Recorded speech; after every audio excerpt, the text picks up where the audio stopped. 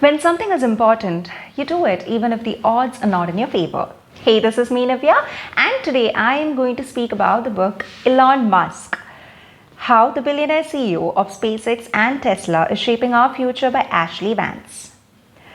As the book name or the picture of the book suggests, it's a biography of Elon Musk. Before reading this book, the first word that came into my mind when I heard the name Elon Musk was billionaire. But now, after reading this book, the word that I would associate with the name Elon Musk is visionary.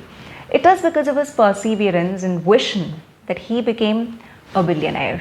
It's mentioned in this book that by the middle of his teenage years, Elon Musk had blended his reality and fantasy into a point that it was hard to separate them from his mind.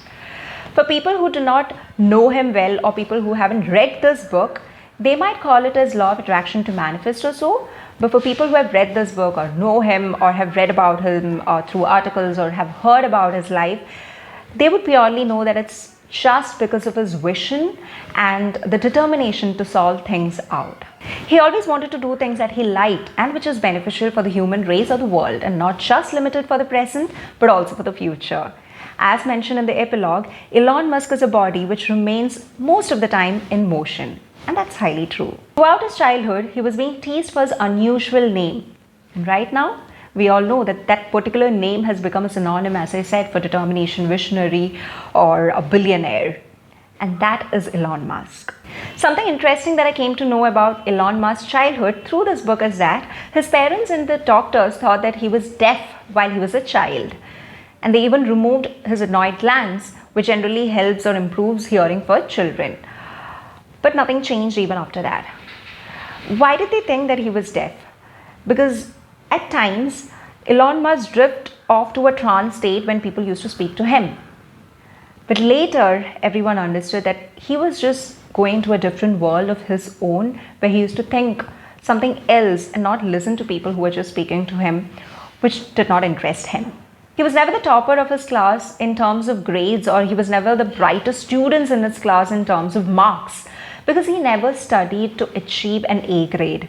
His purpose or goal was very clear. He wanted to do something that he liked and was beneficial for him or for someone else. He was having that lack of interest to study that work which was being prescribed by his school. Rather, he just loved playing video games or otherwise write software, read books that he thought he liked and was beneficial for him or for someone else. He loved computer science even before people knew what it was all about in South Africa, where he was then. He could have definitely outshined in creating some amazing, wonderful computer games and could have taken it as his career. However, he thought about it, like, would it benefit the world in creating some computer games? Or can he do something better that can definitely benefit the world? Yes, there was something that could definitely benefit the world and the human race, and that's what he later picked up as his career. That really shows that he had the clarity on where to put his skill sets into that would be beneficial in some or the other way. He was not an investor. He loved creating technologies. So he built his career on it and he cracked it. He read so many books that when he was in just 3rd grade or 4th grade, he ran out of books in the school library to read, that he requested the librarian to bring in some new books. Meanwhile, he started reading encyclopedia. Encyclopedia turned him into a fact factory along with his photographic memories. As a result, he lived in the real world, or he believed in science and technology as a child. I really liked one instance mentioned in this book. He and his cousins were playing at night, and one of the cousins was frightened to step out because of darkness. And then Elon Musk mentions that darkness is merely the absence of light. And he's mentioning it while he's a child. He knows it even then. Not that it reassured the rest of the children or they became less scared of darkness, but that's when we understand that Elon Musk, even as a child, knew what science is or what the real world is. Not that he used to not read philosophical texts or religious texts. He used to read all of them, and then he decided what is right for him or what is the best for him. And that made him very practical in his life. He used to call the aerospace departments of the topmost colleges in order to inquire about the students who scored the highest marks in that department. And he used to hire them. But what he lacked was leadership quality. He was never a school leader or captain of any team, and hence he did not get that experience. He used to be in office on Sundays as well, on weekends. He used to extend the working hours. He used to even sleep in office a lot of days. Now, that is something he thought would benefit for the company as such, because he is giving extra hours. But then the other employees' perspective of work-life balance was very different from his. And he used to correct the code of his peers, his employees, other employees, thinking it is beneficial, like he's correcting others, and it's actually finally the outcome is going to be like beneficial for the company. That was his thought. But then that in fact brought a friction between the teammates. So what he really lacked was that leadership quality.